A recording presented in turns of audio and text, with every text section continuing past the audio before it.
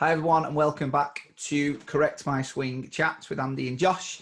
Yep, we're 5 episodes in and we still haven't thought of a better name for this, but I think this could be sticking. So one of the things that we're going to talk about now, and something that has been, I know, definitely a passion of Josh's, something we've talked about for a long time, is about using a driver. So this episode we're going to call Driving with Your Brakes On. So, so Josh, do you want to have a little bit explain what we mean by driving with your brakes on? Yeah, so we want you to be able to use realistically, one of your biggest assets in your bag, your driver, or certainly your long clubs, and be able to take advantage of those throughout your round. Because if you look on a golf course, you're going to have, obviously there's 18 holes, we all know that. You've got your par threes, so you're not going to need your drivers on those. So you're going to have somewhere in the region of 14 opportunities during a round of golf to hit your driver, to hit your 3-wood, a long club with sort of very low loft to get it as far down the hole as you can. It's an opportunity where you get to put on a tee peg, so you give yourself the perfect lie, the perfect opportunity to hit like a great shot. Now, when it comes to driving, a lot of people just straight away make the correlation between drive, but it needs to go as far as I can. I need to hit it as hard as possible. And it's what we're fed through the media, that we're led to believe that that's what driving is all about. It's all about a power game. It's all about hitting the ball as hard as you can and hitting the ball as far as you can. To a degree, that is true, but there's a little bit more to that message that I don't think is really covered. And really what that should say, or they should carry on to say, is that it needs to be relative to you. Is that we're not saying that this is a power game, that you have to hit it as hard as possible. We're trying to give you greater understanding in terms of, we want to make it relative to you, that you'll be able to use your driver with more consistency. That in effect puts you further down the hole. And I know it sounds almost like a little bit stating the obvious, that the further down the hole you go, you are more likely to have a better score. Now, you can go on the PGA Tour stats, you can go on the European Tour Race to Dubai stats. You probably go on any professional league now, or professional tour, and you'll get strokes gained off the tee. Now, the guys who are getting the best scores with strokes gained off the tee are the ones who are the straightest and hit it the furthest. It's that combined number. So it's not just all about distance. It is the mixture. You've got to have that like all-round complete package. So what we want to try and do is come at it from the standpoint of making it relative to you, that will give you more consistency to hit your driver more regularly. So you take advantage of the 14 opportunities that you get off the tee to do it, which puts you further down the hole relative to you and your playing partners, which gives you a shorter club in. And statistically now speaking, you are more likely to take less strokes from if you're 150 yards away than 200 yards away. And I think there's linking it back into, so what are the reasons why someone wouldn't be consistent, Josh? I've obviously my research-based brain is kicked in when we discuss this, because what we know, and especially in should we say higher handicap players, amateur golfers, if you're amateur golfer, you're recreational golfer, you guys who play once, twice a week, maybe 3 times a week if they're lucky, they might get a practice session down in the range as well. So if you said like a cumulative total of 2 to 3 times, whether that be a practice session and a round of golf or a competition at the club, more often than not, with the driver, people will probably slice the ball. So yes, that's missing right of the target, but for how we will reference it, it's going to be a left miss tendency, because the ball is going to start left of target and then curve to the right. So just like clear up how that's created is to the swing characteristics that make that. The club direction, to the path that the club is swinging, must be going left. So left, this is for a right-handed golfer, sorry.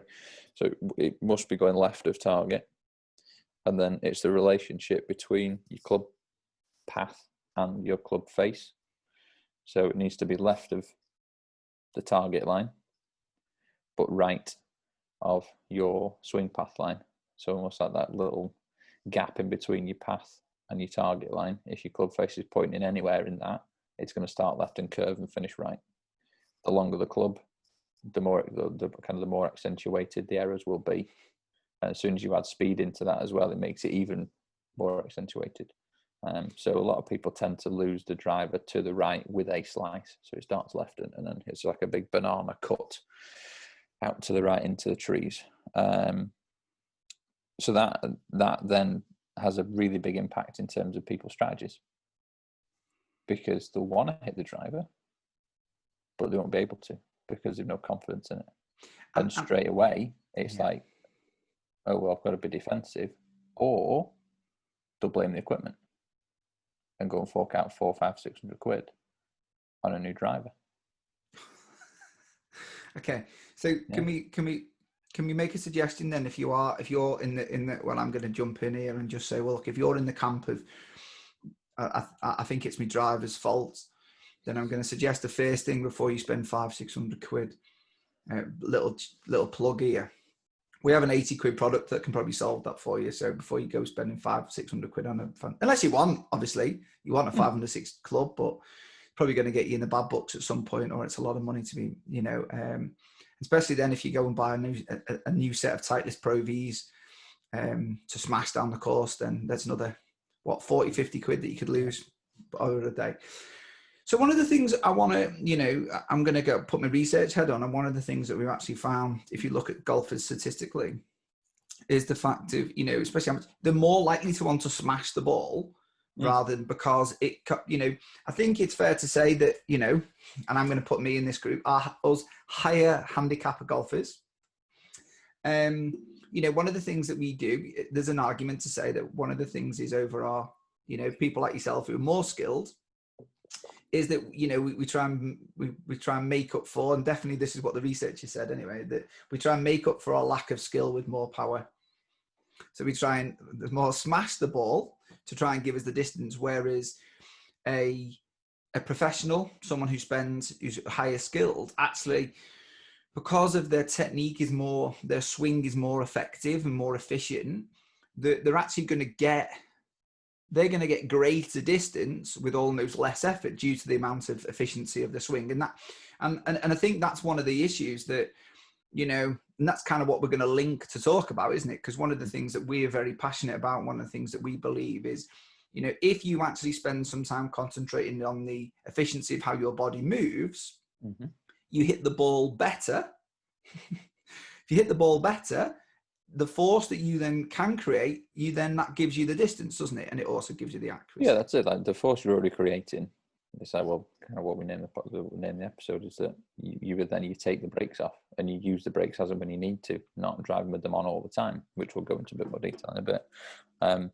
But it's like that whole cycle that you become more efficient and effective. You actually probably find the middle of the club face more often than you don't. That in itself gives you more ball speed and more speed throughout. So it gives you more greater ball speed without actually creating any more club speed, because you find the middle of the club face of the sweet spot. It comes off faster naturally because that's where the sweet spot is. So just by doing that, you create more ball speed without any extra effort or any extra club speed. So naturally become much more efficient.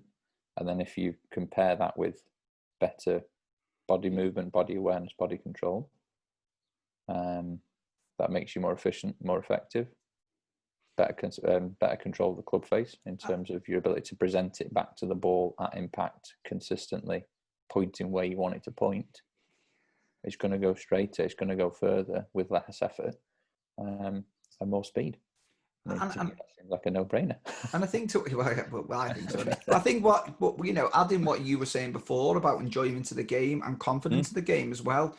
I think at all levels of golf, and we've seen it. We've seen some major issues on on TV of players just absolutely falling apart. And I've played many rounds with friends who, I've been one of them that's had a mental breakdown on the 13th and stormed off because the round's not going anywhere. And I think that,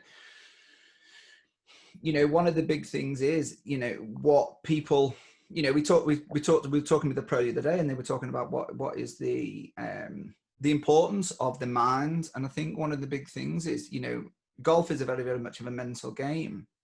And I think our own minds play massive tricks with us during a round. And, you know, that, let's be honest, we almost see the fear in their eyes on sitting on the first tee. People pull the drivers out and they're kind of going, who's going to turn up today? What kind of player, you know, which swing's going to appear on this, you know, today? And normally we know if we hit the first one good, then we think, right, we've nailed it. We're going to turn up good till we get to the fourth and then we mess it up. But so I think also one of the nice things is if you can rely or you're confident on how your body moves, and, you know, you're confident because you're actually taking the time and effort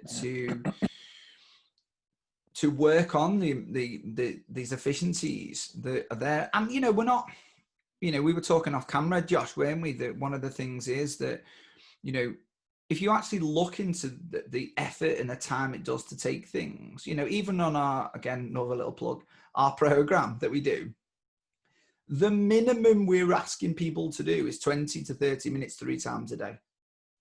Now that could be, pardon? 3 to 4 times a week, not a day. Oh yeah, the week. Sorry, yeah.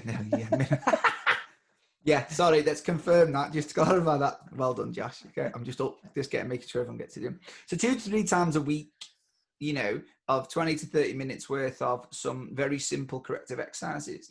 You know, we even actively encourage this to be done while watching a box set or something in front of the TV. So, you know, this is the kind of stuff all that can be done at home, all these simple things. But what that then does deliver is more confidence in your body, and that then gives you some support. So when you know you're standing on that first tee, that you know that, you know, you've put in that effort in off the course to allow you to get better results on the course. And I think that also has surely got to help you in your head to go, look, I know I can move well. So, you know, it's then you bring in that confidence into it. And I think that affects how you move as well, doesn't it? Oh, massively, yeah. Yeah, if you can tick that box off already, that you kind of, you know, you're taking care of some of the restrictions that are going to be there, it like mentally frees you up. So then that naturally, that will have an impact on like your timing, on your rhythm of your swing, on how you move, because you've got a bit more faith and confidence in your body to put the club in the right positions before you even start. So going back to this, you know, one of the things we haven't discussed, but it'd be good to kind of, I think, bring it into the conversation now is, you know, you mentioned before that, and we've called this driving with your brakes on. Okay. Just explain to the viewers, the watchers, what you mean by that, and how that then affects what happens fundamentally to the club and then the ball and their where it ends up. Again, like we were saying just off camera, we were having a chat with a pro the other day, and said there's a lot of guys that he sees that the moves that they make are not through choice. They make big compensations, and that's obviously for a reason. And a lot of those compensations generally add up to people having to slow down, or golfers having to slow down before they reach impact. So their fastest point is actually a good 2 or 3, maybe 4 frames before they even reach impact. But because they're unable to control the movement and the speed through the downswing and through the impact, they make the compensations, because the body is a very, very clever machine that it will always find a way to complete the task, and it will always find it through the path of least resistance. That's what we mean by putting the brakes, or the driving with your brakes on. You're having to slam the brakes on pretty hard, even before you've hit the ball, just to, 1, make sure you make contact, and 2, so you don't probably fall over. And obviously that, go on. No, I was just going to say, I mean, and I think the other thing to highlight is what we use to brake. So, you know, the body's dead clever, right? I mean, you know, I remember going back 15 years ago when, you know, I remember going on a movement course, and my head nearly popped when we were looking at muscle classification. And today we talk about this as if nothing, but, you know, when you're kind of 3 years out of university, you think you know everything, and then you go on a muscle classification stuff, and, you know, people were walking out on day one because their heads nearly exploded when we were actually looking at the fine details of, you know, of different muscle, you know, recruitments. And that's where I kind of, you know, for me, the penny really dropped in our movement patterns, and when I would become mega curious in the sense of, you know, what's fantastic about when we look at the anatomy and physiology of the human body and the way we move is that muscles have got specific roles. And the best way we can describe this to people that probably haven't spent the last 20 years studying stuff is the fact of, you know, we've got muscles that are designed to create power, speed, and all those kind of things in our mobilizer muscles. And we're all, you know, they're the ones that you're gonna see people training in the gym, the big muscles, the pecs, the lats, the glutes. Okay. But what, you know, at the end of the day, we're three-dimensional people, and that's because, you know, that's a swing is, you know, a rotation thing. So, but so the way we've then got to think about it is that there's other muscles within the body that is designed to control that speed and that rotation and all those kind of things. Now, one of the things that we see, unfortunately, is people spending too much time training the speed muscles and not enough time training the braking muscles. So you become very, very efficient with speed, but you've become very poor at deceleration and you know, the important thing with golf is you actually have to be able to decelerate the club effectively and efficiently, so that, like you've said before, that not only does the club come down, but the club face is also facing the right way if you hit the sweet spot. So, and that's all got to happen. If you think of, you know, that's all got to happen from control of the foot through the swing. So changing the, you know, in a right-handed golfer, shifting weight from left foot to right foot and the right foot to left foot, all can get down to actually what happens is how that force is all transferred into the wrist and then so that whole kinetic chain is phenomenally complex. And that's, you know, the thing. So actually, the more inefficiencies we have, the more compensations we're going to have. Yeah. And I think what you're alluding to, I believe, if I hope I've got this right, what folks, is that what happens is for lots of people is, so like Josh said brilliantly, the body's dead clever and dead cool. And, you know, we're always fascinated by, you know, how it adapts. And I think that's, but then what happens is we're going to use our power muscles also as our brakes. So let's think about this as efficiency. This is like literally driving with your brakes on. This is like driving a car with your accelerator and brake on at the same time, right? You know, if you've ever seen me go-karting, that's exactly what I do, and I always get told off for it because I don't want to, okay? But one of the things is, but you know, in your car, that's going to do damage to your car, don't you? You also know that. So if you imagine your body, you know, one, that's not an effective way to do it because, you know, I've always got my bias, aren't I? Because, you know, for me, that means your body has to absorb fast. One, it has to absorb a lot of force very, very fast. And if you're not training your body to cope with that level of speed and force in a very, very short amount of time, which, with complete respect, not many pros do it very, very well, not in our experience. So I can't imagine. No. All that's going to do, all that force is going to be put to those tissues. You do that, like you've said, maybe 14 times on a round, and then you're doing that 3 times a week minimum. Yeah. You know, eventually what that's going to do is, you know, that is going to put unknown stress to the body, which is going to break down some of those soft tissues, which actually then you create niggles and injuries, which then changes your swing. And all of a sudden your consistency goes. So you can have, you know, it's not uncommon for us to see people, especially if they're looking to get faster and stronger, or they're starting to, you know, like now everyone's back on a golf course, even with the brollies today, because it's lashing down. But after 3 months of doing repetitive stress in an ineffective way, something's going to break, and then you have to take time off the course, or you have to adapt your swing because something hurts. So again, it affects consistency. And this is the thing that, you know, you're probably listening to this going, this makes total common sense. It does, but unfortunately, it doesn't stop people from doing it. You know, one of the things that we're going to keep hammering home, even if we have to do one of these every single week until every single person that we listens to this understands that if you want to play consistent golf, you have to improve the way your body moves, and you have to become efficient and effective. And that means training your stabilizers or your braking system as well as your accelerators, because, you know, I've always described this, it's like driving around, it's like fine tuning your Ferrari engine with a Robin Reliant braking system, right? You're going to crash at some point. Now, this might not be injury, but it may really, really affect your performance, because if you're starting to change your swing, it could just be a slower gradual breakdown. Yeah, rather than like a catastrophic one. Yeah, You don't realise you're causing the problems. And I think that's the issue, isn't it? That, you know, one of the other things for me is that performance is normally the first thing to see dip as well, because what happens is, if you imagine, if you're using your, and this is that, you know, you're very aware of this, but we've seen it in, you know, coaches will see as well.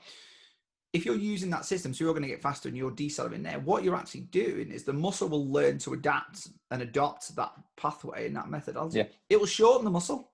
So now what you're going to do is you're going to get, you're going to get a shorter muscle. So now you've got less rotation. Yeah. And I don't know if you remember your physics at school, but if you've got less distance, okay, you now need to create more force in a muscle to hit the ball just as fast. So now you've got to create more force with less distance, but you're decelerating really badly. So you can see how this turns into a spiral of downward, don't you? But you can also see why players on tour who are playing consistently an awful lot may lose form every few months due to the fact of, if they're not considering this and they're changing stuff, or they are getting these injuries and niggles, that, you know, even the changes in muscle physiology. So, you know, from a, you know, going on my rant here, do me a favor, do some stability work, please, and do some activation work. Only if you want to get better golf and you want to stay away from injury. It facilitates the speed and the force that you already create. So let's say that you don't need to necessarily worry about creating more. It's actually put a system in place that allows you to use what you've got, and actually find out what you've got first. Start hitting the middle of the club face on a more consistent basis, become more efficient, find out almost what your current ceiling is, and but actually it's much higher than I initially thought it was anyway, because I've now got the system in place to facilitate what I already produce. Yeah. Rather than chasing something that you might not actually need to chase. Yeah, no, that makes sense. It does. I think it's a really nice point, that, isn't it? That, you know, and so for those of you who, you know, that, you know, when me and Josh first work with the golfer, one of the things we actually do is we screen them. We use a movement screen, and one of the things the movement screen does is tell us data to say how efficient this person moves. And this is important for us because, you know, our responsibility when a golfer comes to us, they want to improve their golf. They're already working with a really good coach. Yeah. So, you know, they're looking to come to find a bit of an edge, or, you know, to find that little bit. So the first thing we do is we screen them and we look at how efficient they move. Now, if someone moves really efficiently, then that's the time where we can go, right, this is where we can really start getting you lifting, doing some good strength work and all those kind of things.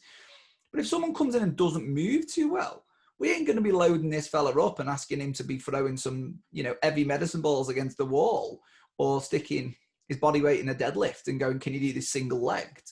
You know, the first thing we're going to do is go, right, we need to build the foundations of a movement.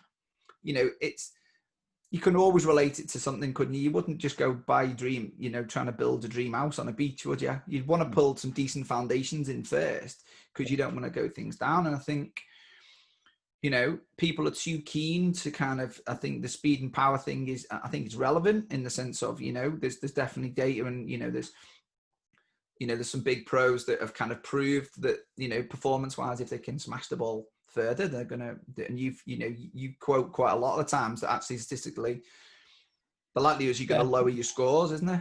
But let's say it's just being careful in terms of how that message is interpreted.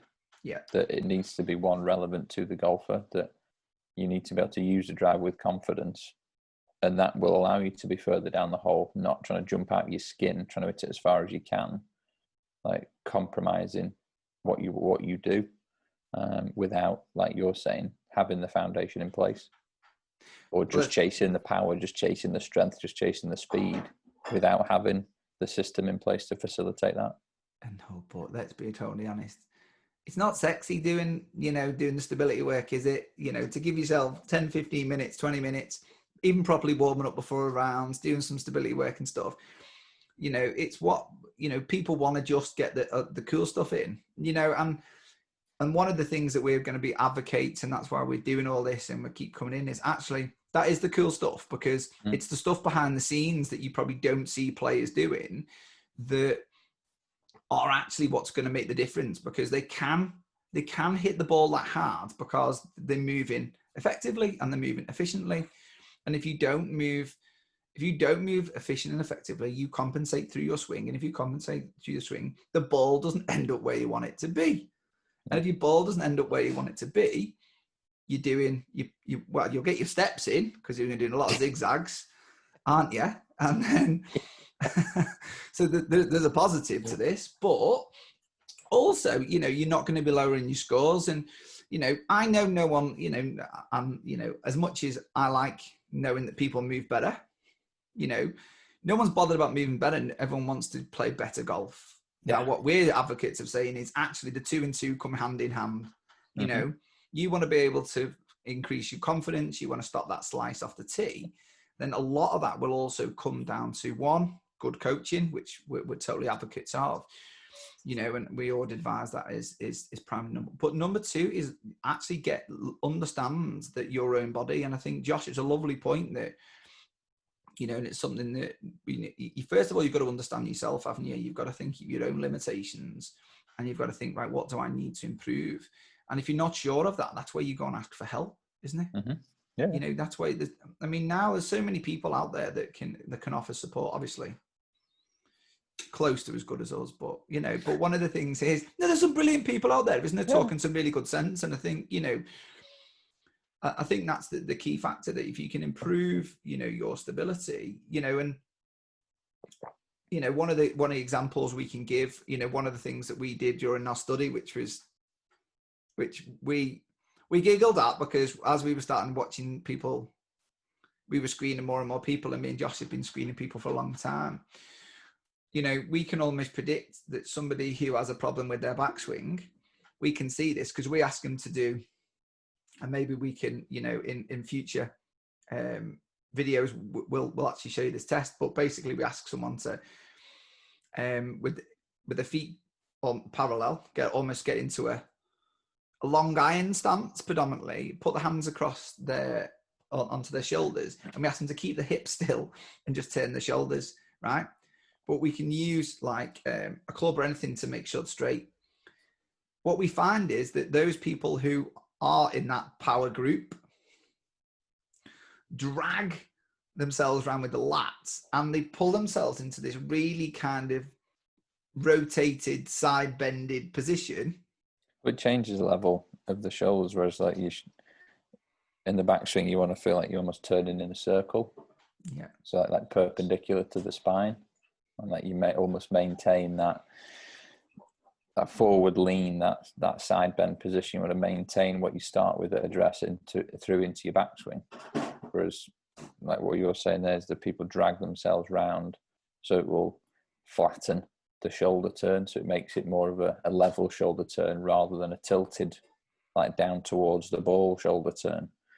That straight away, like you're making it so hard for yourself to take the club back in a good position, but then you just decrease the chances of you bringing the club back down in a better position.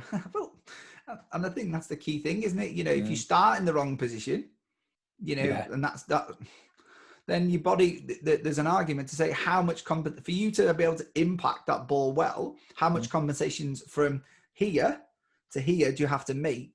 And let's think about this.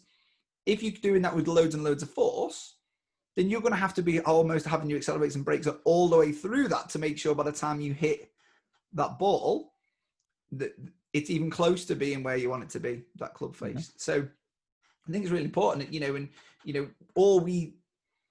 our solution is quite simple to this, because, once you've highlighted that and you know that if the lat is doing the work, then probably the serratus anterior or the muscles that control the shoulder blade aren't working very well. So actually, if you go and do some training on them, and the nice thing is, like we've said there, 3 times a week, get it right. Remember, if you do it 3 times a day, though, you're going to get better quicker. Let's think about this. Okay. And you might improve better. You just do a specific muscle activation exercise, and that, you're going to first get the gains in the first 3 to 6 weeks, but actually making that an established change in your physiology. You do it in 12 weeks. Now, if I said to you, Josh, back when you were starting out, just give something 3 months of practice, and I can guarantee you're going to move better. I'd rip your hand off. And when we talk about this to a lot of players, and we say, look, actually, if you just commit for 3 months, you're going to start playing better golf. I mean, it's like when we originally met. I mean, I've said it to you before, but it was like a light bulb moment for me that where was this 10, 15 years ago? But it's just one of those things. Yeah, but I think the nice thing is now is though that the world is waking up, and I hope golfers are waking up, and we're going to keep banging on the door until everyone understands that. Look, you need decent kit, you need really good coaching. There's lots of other things that you need to do, but actually one of the things, the quick, easy wins you can get, cost-effective wins, you could go and, I saw a club the other day where you don't even have to swing it; it just fires. Have you seen one of them? You just whacks it on the first tee. I thought to myself, oh, flipping it. So you can cheat, can't you? You can have you can have the extra ball in your pocket and drop it down your leg. You can be that, or you can be the one that actually wants to improve and beat the mates correctly. And I think, and that can be very, very effective, and I think there's an argument. So if you want to drive confidence on the tee, but also drive in with the ability to, use your brakes effectively, and, rather than trying to brake and accelerate at the same time, it is actually quite simple to do, and it's not actually, and I think that's the key thing. What other things, Josh, could cause this slice then? What are other things that, what other movement compensations could people be suffering from? We talked about a bit of the shoulder blade, and we've talked a bit about the back, but what other things? We're like controlling that side bend. They might need some oblique control. Maybe a little bit. Maybe a little bit. Because I mean, I think you said that eight times your body weight in force that goes through your lower back. Specifically through your L4, L5 vertebrae, if you want to be, yeah. So if you imagine that's one particular, that's like one segment of your lower back. One segment of your lower back.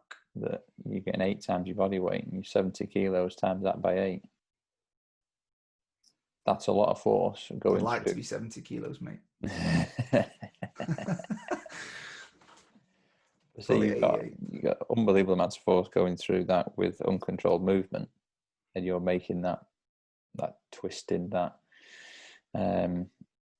what's the word I'm looking for? Like the shearing effect through your spine without any control to the muscles, which obviously help protect your spine. Yeah. And help put you in that side bend position with control that helps you. Well, what we're looking to do is present the club back to the ball in the correct manner.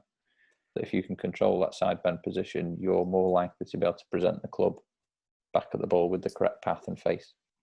Whereas if you can't, one, you're more than likely going to get injured, and two, the characteristics that you're trying to create, you're just going to be hitting your head against a brick wall because your body's not going to let you create them, or you will create them with a lot of compensation, which is something else that we have found that golfers are trying to make swing changes and are making swing changes successfully, but the price of that is putting the body in compromised positions and causing themselves injuries.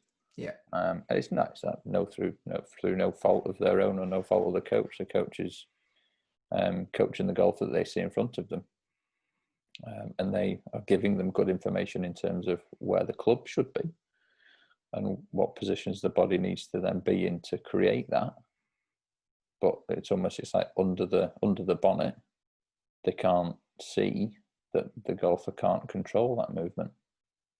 And the golfer doesn't even know that they can't control that movement. It's something they've done for the last 5, 10, 15 years. So you almost just assume that you can through natural repetition. But we know golf being an asymmetrical sport, it creates huge imbalances from left to right or right to left.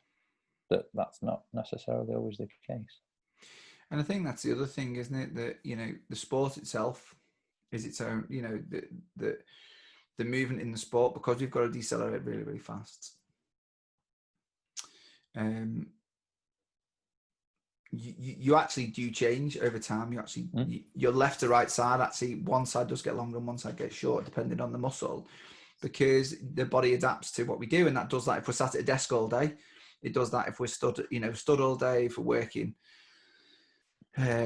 whatever we're doing, whatever your job is that you do. If you are a pro golfer, then you're going to have, a very set of movement faults or issues, but at the same time, any job you have, and then you're taking also them combined onto the course with you and stuff. So there's lots of other, issues, and if you think about, this modern swing, or just the swing now, I don't know why all the research says the modern swing, but the swing.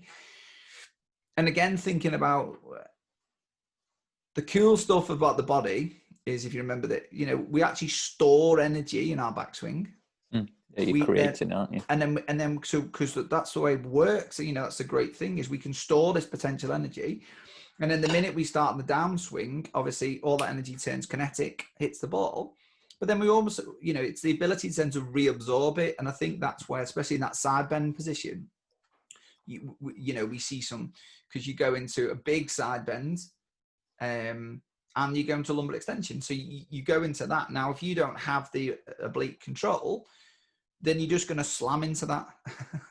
So you're going to put that shearing effect through your spine, but then you're going to have to try and break through other means. Yeah, and that's... You'll slow yourself down in other areas, and obviously that will be different for different people. Yeah. But you are going to make compensations, and that's where you may feel that, well, I've got a really bad shoulder. Well, you're getting a bad shoulder because you can't control that side bend position. So to put the brakes on, you almost have to hit your shoulder into a very strange position. There's actually nothing wrong with your shoulder. Your shoulder's absolutely fine. But if you gain better control in other areas, that almost magically fixes itself. And the body's quite cool and quite clever. He understands. So if even as you the ball's coming down, starting to address the ball on impact, your body will know if you can't control afterwards. Does that make sense? So it will go, right, well, I actually know that the minute I hit this ball, I'm going to be following through, because it's done it so many times. It goes, and I'm going to go into this position I'm not ready for. So one of the other things is, if you can't control that follow through position, and let's be honest, we've seen quite a lot of golfers that can't even stand on one leg. So, so one of the things is that, if your aim is to come through and almost really load up that left leg, and as you bring your right hip side of you through, then your body's going to start that braking system beforehand in the downswing. So actually so even if it's fearful of what's going to happen on the follow through, it will start braking early enough on the downswing, which means that actually doesn't matter what you do in the downswing, because how fast you're moving, because actually it's all going to fall to pot anyway. Well, it's bracing, isn't it? It's trying to protect itself. Yeah. It's like you hear on the plane, you brace for impact. That's what it's doing. It's just it knows what's coming. It knows it can't control what we want it to do. Yeah. But it knows it hasn't got that ability. That pathway isn't there, or the ability to control the speed and load isn't there. So it's bracing and protecting itself. So what we're advising these guys. So one of the things that we're gonna let's kind of summarize this chat. Number one, we accept and we acknowledge the fact of, if you can swing the club faster, you're going to hit the ball further. Only if you're an efficient mover. If you're not an efficient mover, it's like driving with the brakes on, to accelerate and brakes on at the same time. As a long-term strategy, we are suggesting that you don't do this, because this is how they're going to start to really affect your golf, which, let's be honest, that's what you're bothered about. You want a bit about playing. It's going to create, like Josh said, either a shoulder problem, lower back problem. It's going to start giving you issues to your knee. All those kind of things then, reduce your level of enjoyment, reduce your level of participation, may even start changing your swing again. So then you've got to, all that work that you've put an effort in to change your swing. Now, all of a sudden, your body's choosing that it doesn't like that pathway anymore, because you've put undue stress to stuff. So the big suggestion would be is, you've got two options. You can either go and seek some advice and get somebody to do this. Often your coach might know somebody who can advise you. Mm-hmm. Or you can always check out our bit of a plug, our Correct My Swing programs that we've got on our website. Dead simple, 12-week programs that you can do in your own, in your front living room. No real kit. But one of the things that we not only have we've seen this, but we've also proven this in a study that we did last year, and we're looking forward to doing our next bigger study, is the fact that we can also show that by moving better, you actually play better golf, and realistically, that's what we all want to achieve. Would love to hear your thoughts. Please feel free to comment. We're comfortable being challenged, so please feel free if there's anything that you agree with, then let us know. Tag us in, talk us some nice things. There's any questions, or please reach out to us. We're all on all our social media handles. Please feel free to Correct My Swing. Please feel free to send us a message, or you can send us a nice email, and we will respond to helpme@correctmyswing.com. Josh, have you got any closing comments for these good people? No, I think that's it, really.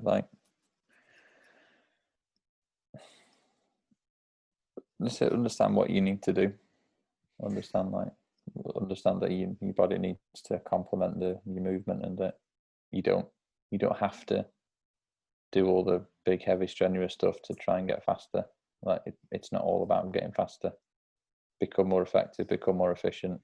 Naturally, you will improve, and you will improve actually much safer. And ultimately that will keep you injury free for longer periods of time. You'll enjoy the game more, and ultimately that's what we want to do. That's why we play it. Yes, we like winning and playing better and stuff, but you enjoy it more, you generally play better, and you play better, you enjoy it more. It's a bit of a chicken and egg, isn't it? Yeah. But no, yeah, understand that your body needs to match what you want to do with the club, and it can support you. And as long as it can support you, then you're on the path to playing better, which ultimately I say is what we want to do. But I think that's everything from me. Totally agree. Well, thanks ever so much for listening and watching, and we look forward to hearing from you.